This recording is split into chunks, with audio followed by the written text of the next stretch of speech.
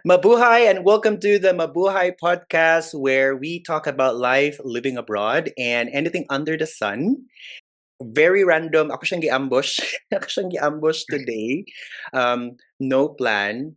So, here he is. Hello, Mabuhay. Mabuhay, kuya. Good evening.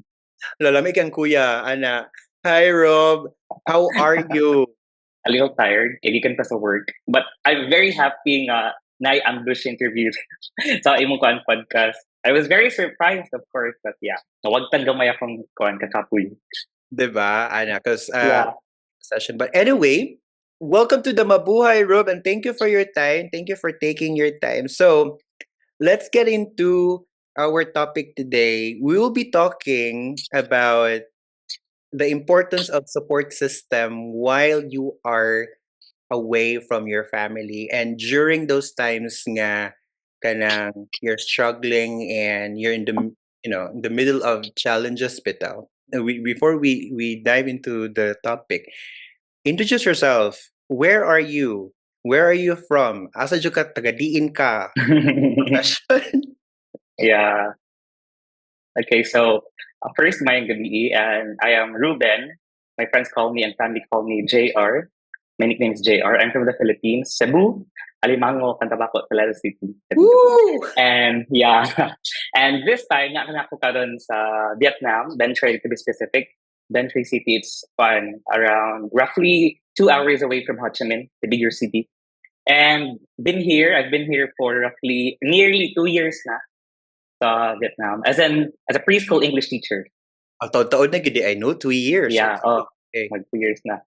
Next year of February, mag 2 years na ko dito. So 2 years sa Vietnam but you never been to other neighboring countries of Vietnam for work. So focus sa jud ka Yes. sa Vietnam. Okay. I have just traveled lang outside Vietnam, but so work na really to Vietnam for 2 years straight. Why Vietnam? Oh, that's a good question. Actually, wala gid ni siya sa akong plan or dream to be here this country. Of course, sa among case, ESL teachers, ang among yung goal is like to go to Japan, at least Japan or Thailand. Kaya murag sila ang known kaayo for this industry. However, I got an offer 2 years ago with my previous student, Vietnamese siya, na siya kaila here, nga business owner, school owner, and he was looking for teachers, not Filipinos, but teachers, foreign teachers. So, katong akong grandparents akong student recommended me Okay. and my friend to be here. And then hesitant pa ang owner sa school kay he hasn't worked with a Filipino yet. So niya to ang katong friend ako nga Vietnamese nga you should give it a try because we are we have good quality education. I mean, we offer good quality education. Our educators in the Philippines are good. So mo to, good thing. Kaloy sa Ginoo, nisugot pod ang kuan. So that's how the story started. So ESL teacher naka-back sa Cebu.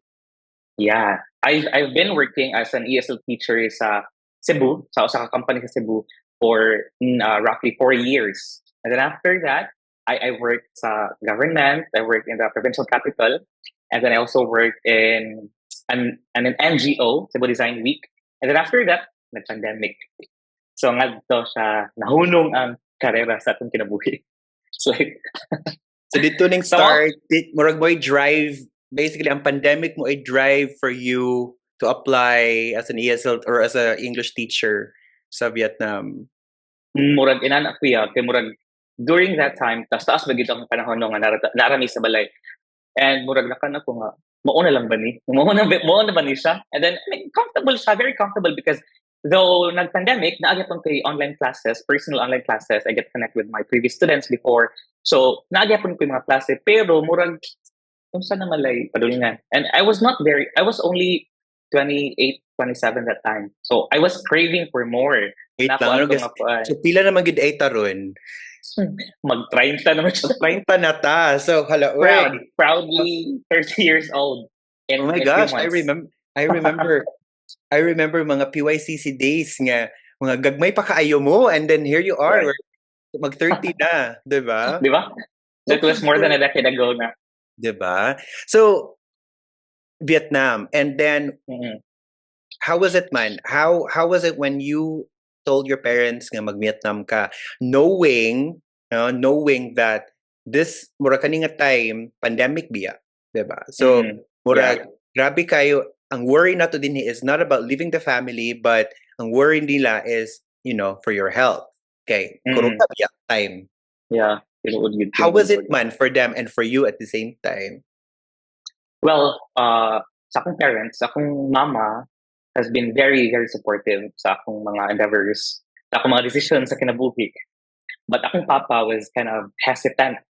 I believe na salig mo siya nako. However, it's a different country man gud. So, of course, na ang fear, ma-worry sila unsa may tabo, and then dili to siya peak sa pandemic. However, ma-feel gihapon nato ang presence sa pandemic during that time. Ang usa gid sa nakapa-push nako to be here and to accept the offer was kanang I am the breadwinner of the family that time. Naay gamay pressure during that time. Pandemic ha. And then my sister was my younger sister kay college na siya. And then of course, ako siyang responsibility because my parents wala man sila they cannot afford to send my younger sister to college. And of course, dili sa nako makaya nga makita akong igsuon nga dili ka eskwela because I know how it feels because nag-stop ako for a year and then hindi gid siya nindot for me. Okay. So that really was the turning point. Yeah, I had to take the responsibility and yeah, moto nabot gid ko diri sa Vietnam. Okay. And now you're in Vietnam for almost 2 years. Mm-mm. How's life there? How's life in Vietnam as a preschool teacher Mm-mm. who doesn't know the language? Mm. The moment you stepped in that country, how was it, and how is it now? Na kind of na-excite ko because it's my second time here in Vietnam back in 2018 something. Niari ko before the pandemic. Nakalaag ko diri. Kind of nan ako idea gamay sa Vietnam. I was excited to be here, but I thought nga I would have the same feeling sa pag-ari nako pagkatong bata pa ko og karon nga for work na siya. Lahi kayong feeling, Grabe kay kuya kay when we arrived here, wala mi kibalo asa mi paingon, wala. We just know nga ang pangalan sa city is Bentre. Nahadlok din ko, like, hadlok din siya. Nga, excited. I was very excited because I think I'm gonna be testing my limits. Mas mailhan ako akong pagalingon. And you know what? When I arrived sa balay nga among puyan, it was empty. Literally empty. Walay bed. Wala tanan. Walls ra. And then, ngadto na ako first na question akong decision. Kaya ko nga, ano ba niya akong decision nga niya? Ko kay, of course, I was expecting for a different, nga masugat na mo, a different environment. But as in, nakadati ko nga, wala. Sakto ba ka niya akong decision nga ni Ari ko no nga, basig ka ng nasipyat ko, gi-fight with ko ni sa kong parents, nga mo-origin ko. But, yan po nga, kamot me. First day pa man lang, so okay. Ato lang yung content. And I remember nga, sa first day na mo, gidala ni sa a very small mall diri sa Bentre because it's a small city. Gamay kay siya nga mall, mura siya ganang sa Toa, mura siya Glennueva, inana. Okay. Nagpalit mi dito og usa ka pillow, usa ka banig, napaang banig karon. And then naglatag ra ko sa floor and then sa kana nga night, na-excite ko kay mura siya kanang kuan, but nahadlok yun first. You arrive in Vietnam with a lot of expectations siguro, and then all of a sudden mo na yung sugat nimo, mo na imuhang you have to live Spartan way, or they call it like Spartan way, like what gyud. Banig ana kanang you just have your nahala kay backpack or nahala imuhang luggage mo na gidani mo, and lots of hopes and dreams. Mo na imuhang mo na murag mo na drive nimo that you stay in Vietnam. But now that with that 2 years, what are the challenges nga na experience nimo aside from language? Because I think language sa gitna sa pinaka lisod gyud or sa nasa until now gyapon siya challenge lang. But aside from that, unsay mga challenges nga na experience nimo? during Dag daghan-daghan ubay-ubay gyud ang mga challenges, no? Di gid siya maihap. But I think ang mga nitatak gyud nga mga challenges is, ah, kuan, unsaon nimo pag-make of decision nga nakasalayo. It was very hard to make a decision. Like, kanang, would you allow yourself to be vulnerable, especially when manawag imong family, di ba? Would you tell them kung unsa imong real status? Would you tell them kung nagkalisod ba ka? Because there are times nga gusto ko maluoy sila nako. Wan ka na nga feeling ko yan nga. Kanang kaluoy ko. But Mhm. magpatigbabaw ang dili mo. This is not the right time. Like, it was a dilemma yun na musulti ba ka ko ipakita ka nako nila nga naghigda to sa banig during this time, or ipakita lang nato nga saya ra kay kugla ka ng life, happy kay ko nga excited kay ko sa akong work. But of course naa man gyud mga butang nga dili nimo angay isulti una, o mga butang nga dapat nimong i-share para aron sa dili sila mabalaka, di ba? Cause it's layo man siya sa kuan sa tong home.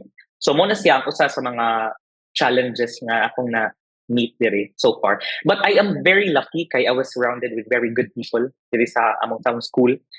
Did you experience homesickness? Sa ako first few months diri, honestly wala gyud, cause naana naman sad ko nga away ko sa family way back in the Philippines. Nag-work ko sa city.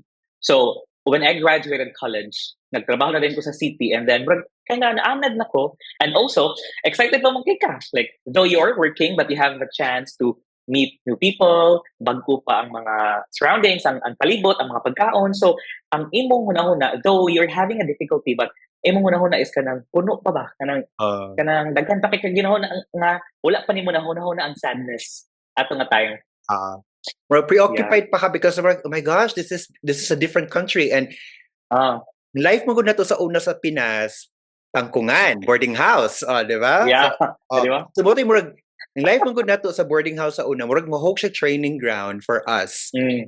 True.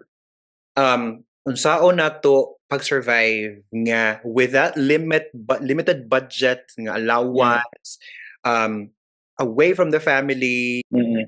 Luckily natay mga platforms na mga Skype, Yahoo Yeah. Messenger. Mao pa ni sa una, Yahoo Messenger, MIRC, ana wa pa ning WhatsApp, wa pa ning Viber, and so on.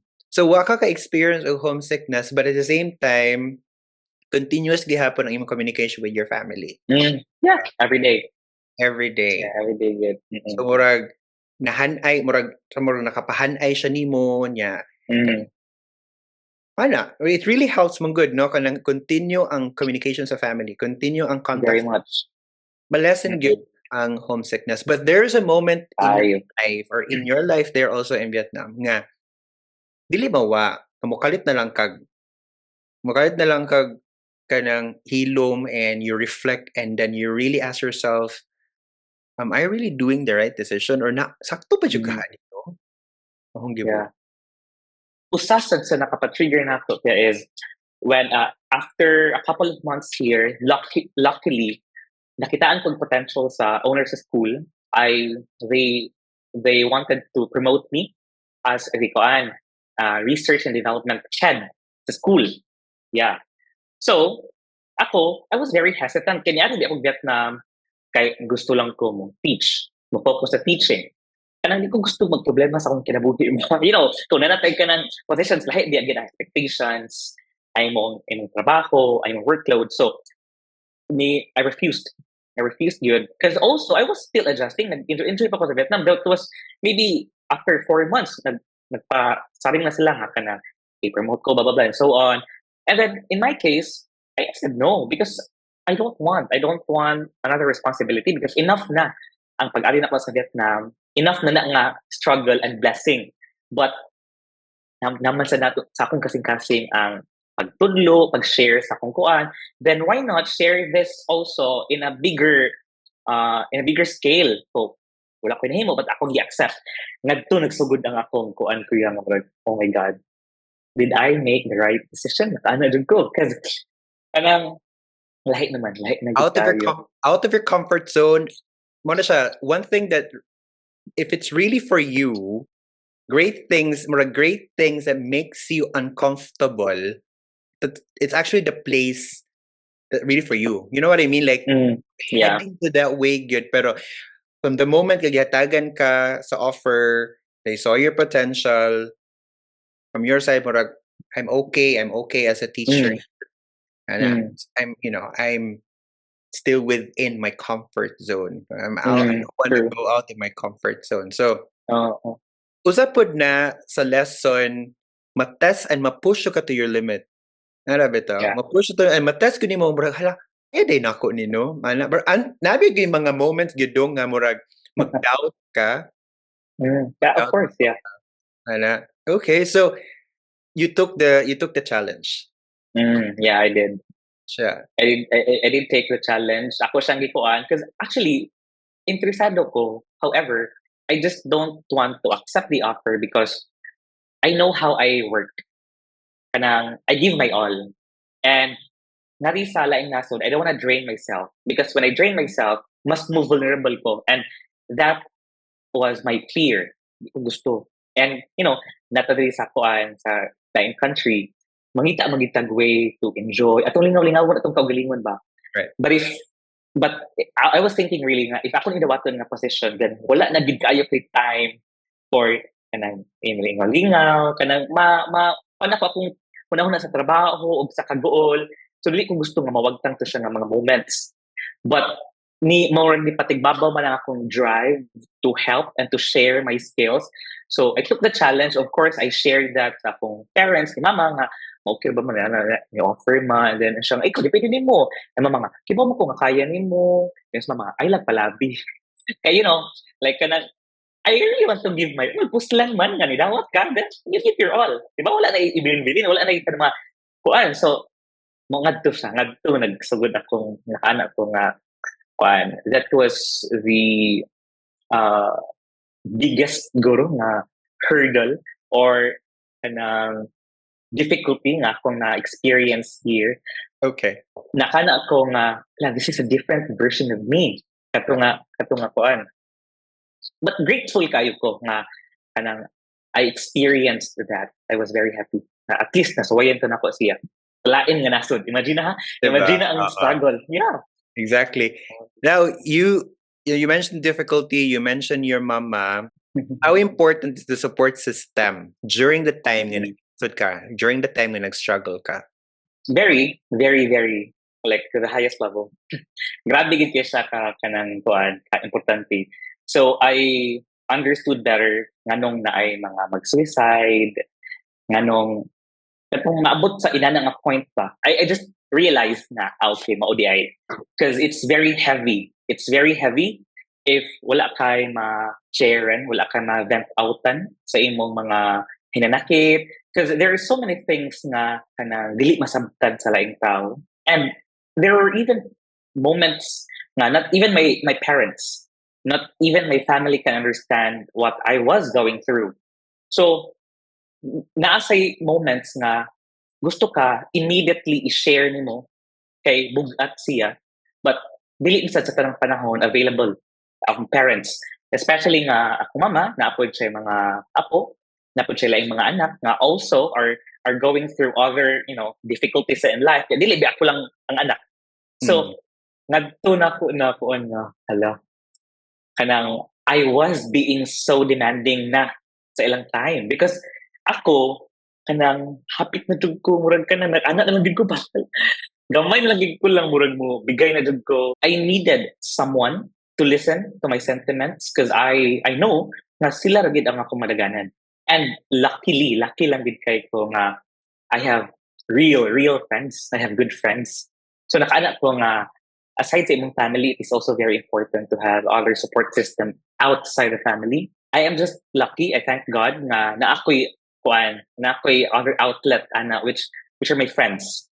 My friends are a bedrock yun sa akong success, sa akong asa ko karon, part yun sila sa akong journey, and I'm very grateful. Na mga times kamakana kang murag, I rather share my dilemmas or sa laing tao na makarelate. Let's put it this way, sa mga tao nga I'm surrounded with because we are in the same boat. Kaysa sa ako ang family, kaysa sa akong family, hatagan imong sharean anak, 'cause of course they are your number one support system. Pero kada bitong Yeah. moabot sa night times nga mo ana lang nga kanang ana man gid ang life. Ana man gid ang kinabuhi dong. Ana man gid ang kinabuhi day. Murag Mm. wait lang tay kanang wa mo kasabot. Wa mo kasabot sa akong situation ha. You're not Yeah. in my shoes mo nang makaingon mo nga ingon ana ang life. Yes, we Mm. are there pero naay gyud mga moments makana kang kamo ko'y naa dinhi anak ko din ha. Ako'y hatag ninyong problema, ako'y hatag ninyong stress, tan-aw nato unsaon ninyo pag-deal, Mm. ana. Yeah. And kanang inon dayon ka nga, oh, kamay imuha man ang desisyon nga anha ka dinha. Imuha man ang desisyon nga naa ka din nga imo min tabangan, 'di ba? Mm. Nganong imo man mi i-blame, ana bitaw. Nay mga Mm. ana nga mga Yeah. class sa conversation between parents and kids or I mean Mhm. kanang sa mga anak bitaw. Mm. I want to tackle about mental health. Kay, we OFWs, di na siya mawa. Di na Mm. mawa. You have experienced that too. Nakakaana nga mga moments. Yeah, of course, naa jud naa gyud. Anang makana tag sa ato pang pinulungan tadugunon kay utok ba. Grabe ka, naa gyud moments nga dili man ko yung nani but nganong naabot nga nahitabo siya. I do not know why. Mhm. I am a happy person. I think I am a strong person. I am an independent person growing up. The people around me know good how independent I am, how certain I am with my decisions. But nga rin sa kuan sa Vietnam, I saw the most vulnerable me. No one could ever understand sa kato nga vulnerable nga JR. Yeah, so it was a very difficult thing to handle because wala naka-experience ito back then. Oo. You know, smooth sailing naman ang tanan. I mean, it's very, very smooth. But, ma-manage siya ginang tanan. I think it's also because naaman tayo ka ng daily connection with the people around us. Like, makabit na nato, diha dayon. But I think people have to go through this yun, being alone, because it's a way of knowing ourselves better. I think it's a must. It's part of the process actually. Yeah. Diba? It's part of the process. Pero naran nimo, depende na. Mm. Depende sa tao. Ngayon ka nga, you're a very happy person, oh my gosh, Yeah. I see myself to you. Kaya ingon anak po ko. I always tell my friends, yun siya ko nga, have a strong interpersonal skills. I'm a very I'm optimistic. I use the term optimistic, a positive person. Okay na siya. Mga ka nga, ako rin lang, shake it off. Ana. The time nga kanang, nga rainy seasons good, nga kanang grabe gid kaayo, nga you are clouded by so many problems. Yeah. That's where the time nga matest nimo who's really there for you. Kinsa gyud feel. Ana bitaw. And you're right. Matest gyud makani siya sa musab nga dili na ko matest akong kaugalingong kaya gyud nako ni.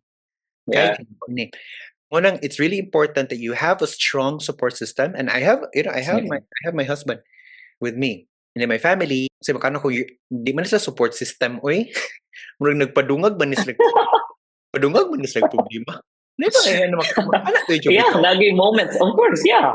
I'm glad that you have your family, you have your parents, you have your friends around you that you consider as your support system, and you hold into that. You really hold into that.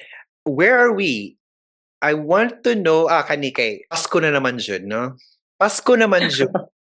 Happy naman jud ang Pasko lang ga. So, how do you celebrate Christmas man? Or muuli? Ay, so kayo na muuli pug ka? Wala, actually wala. Because we don't celebrate Christmas here sa Vietnam. It's a holiday. It's a holiday. So, their holiday here is a Chinese New Year, that holiday.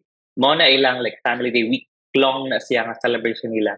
So that's the only time na I holiday diri sa Vietnam. That's also one thing that I missed about the Philippines. Kay dahan kitag holidays, dahan kitag long weekends. Correct. Wala yun. Kana rang pet holiday. So how do you, so kung mag-Christmas sa Pinas, so unsa ka? Sa Pinas o Ano, ini? ay kung mag-Christmas Oh, sa kung mag-Christmas sa Pinas, mag-usab ka sa Vietnam, yeah. ka mo uli. We just had to go to the city. Ato lang may daghang magtao, and then mas Christmas feels man dito. Like you can see the decorations, may mga daghang mga Pilipino. So di gid mo makatabi, but at least you can feel nga daghang tawo. Kana na siya nga moment. And also, we went to the city because kanang nisimba mi. I had to. I had to go to the church because that's the true essence of Christmas man no.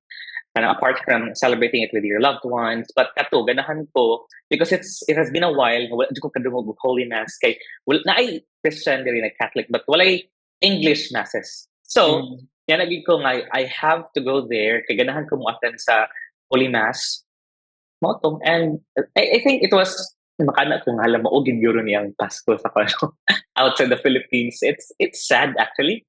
Pero But dili you ka can nang kuan, kanang you don't set up your Christmas tree, you don't like, the Filipino in you nga kanang typical nga magpunta ka Christmas tree, magpunta kag parol even if dili practice sa Vietnam ang Christmas. Pero uh, you as a Filipino in Vietnam, naman jud na, 'di ba? Kanang hinuon wala ko ng mga maghika ng maghad sa altar, basta ka ng mga also uh, saints day ana, wala ko mm, na pero kanang wala. Pasko, of course, Christmas tree, parol. Mm.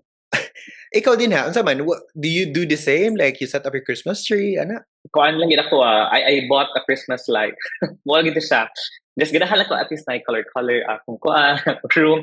Bisag kana naman lang, kind like magigda ka, na nagkidlap-kidlap. Bisag kana na lang imong ma-remember kay for Christmas tree para wala. But sa school na, of course, but na siya makakita gyapon ko but lahi ra gyud. It's lahi ra gyud kayo sa tuwa. Pero na kay mga moments nga ano mo kadto na kagka-emotional Na gyud of course. kay Even manawag until now nga. mm. Mm. Even until now, naagyapon siya nga moments. I think dili na naging na siya mawala. Especially if kanang nigawas na siya. I think nanagin na siya forever. Maybe back then, kanang kuan lang, kanang ginataguan na nimo, kay kanang wala pa ka experience. But now that you have showed the vulnerable in you na, murag okay, comes na. Guwa na gina siya eventually. Dili gid ni wala gid ni nag-make sense na ako when I was younger, when I was in the Philippines. Si Ate Christine always tells me more yung mantra or yung principle in life is you always have to choose your battles because not every battle is worth fighting for. So, I mean, we are warriors, but dili ni mo mistil kanang so pakiun tanan to nga mga battles na ubot sa mong kinabuhi. Mo to na Right. kana for okay. Now it makes a lot of sense yun. Nice Yeah. realizations. Mm-mm. Any tips or any advices to those OFW wannabes, to our Mm-mm. friends. Naman gid tay mga aspiring mga aspiring OFWs nga Mm-mm. ganahan sad gyud makasuway, maka-abroad. Yeah. Do you have Mm-mm. any advices like Daghan kayo kanang so many things coming to my mind about that. Atong journey is very different from one another. Ang ako lang is kanang allow yourself to know yourself better because at some point ato manggong ugnan atong kaugalingon nga mas mailhan pa nato atong kaugalingon, maybe because we are afraid to know kung unsa pa ang mga bati nato, ang mga nindot nato, like we are not ready. Tinuod gid Right. sa nga weakness is strength, because when you see your weakness you become stronger. One important thing also is for you to have good people around you, be that good people said. And energy has to be reciprocated man. Allow yourself to experience life and allow yourself nga to go with the journey. Dili kita kanang don't hold back, ana? Yeah, dili kita musumpaki gani sa kung unsay kuan. Go lang. Because ang Ginoo nagi plano, of course, nagi plano ang Ginoo. Yes. And then you manifest things, but it's not enough. You have to work on your dreams. Yun. Dili lang kay, nagampo jud ko, nagmanifest ko, but it's not enough. Di ba? You have to work on it, Is siya nga, yeah, lihok tao, kitabangan ko ikaw. I love the point of be that someone ready to listen, and when you say listen, like really hear them out, and not just like be there physically listening to their story, to their dramas, but you're not really absorbing it. You're not really absorbing it. So this bounce back to the topic, which is support system. 'Di ba? Support Mm, so true. maabot ang panahon nga ika na po'y magkinahanglan og Mm, tabang, they are there for you. Put it this way, lisod gid siya because sometimes selfish bigid ang tao. yeah, yeah. Or especially sa mga yung mga especially Filipino kanang bitong uy kanang muna Mm, ako na lang gid ako ang mga problema and I don't share it to anyone mm, because I have to I have to guard my peace. I have mm, mm, to right. protect my peace and my energy. So muna usap po Mm, na you really have to find your tribe, find the right person. Really, you have to mm, find the right person to be your support system because not everyone mm. can be a support system. Yeah, But you know. not everyone who says, "Hey, Mm, you can talk to me anytime whenever you need someone to mm, talk to." But yeah. actually that's not the real thing. Ana Mm, bitaw. Love that. Love the tips, love the advices that you mentioned. Jay, thank you kayo. Thank you kayo sa imong time. uh, Thank you yeah. for your inputs and your insights. I so Mm, love your story. You're the one who's going to end the conversation by saying, this is your name. So this is JR. I'm a Filipino and I miss blank. So anything that you miss in the Philippines, food, I would say food. Let's go for food. Kay maglingaw, daghang mga pagkaon sa Pilipinas nga mamiyawan jud nato. So, okay, ready? Are mm. you ready? Are you go? Very ready and very Are go. you go? Okay, you go. Yes, I am JR and I miss chicken proven. Unsa chicken unsa? Chicken Chicken unsa? proven. Unsa Chicken na? proven. Ala, wa kakabot na kuya sa amon nga dinerish. Chicken proven Ala. katong mga kuan ba? Katong pinirito nga, deep fried nga, tinai, mga katikon, nasa puwente, Aha. Can you ginabot, pero or manok. if yung kag pungko, is that the same? Family siya, but di man ka magpungko. Mura siya ka ng food court sa tempura, but instead of tempura, ang ibaligya katong mga tinai na nagipang Wala, deep wala, fried. wala bisaya ana nga term. Okay, I am JR, I'm a Filipino, and I miss chicken proven. Pangitaon ko ng chicken proven nga imong giingon. I'm gonna go. Must. It's a must try. Langga, thank you so much for your time Salamat. and Salamat really kay Kuya. as really I really appreciate it. I really appreciate Mm-mm. you and your story and take good Yeah. care in Vietnam. No? Oh, yeah, sure. Keep Yeah. safe and we'll catch up Ito sa some. sa Switzerland. Yes, of course. See you here soon. Yeah. Okay. Uy, thank you Wow. ha. Okay. Yeah, salamat kay Kuya. Sige. Salamat. Thank you. Bye.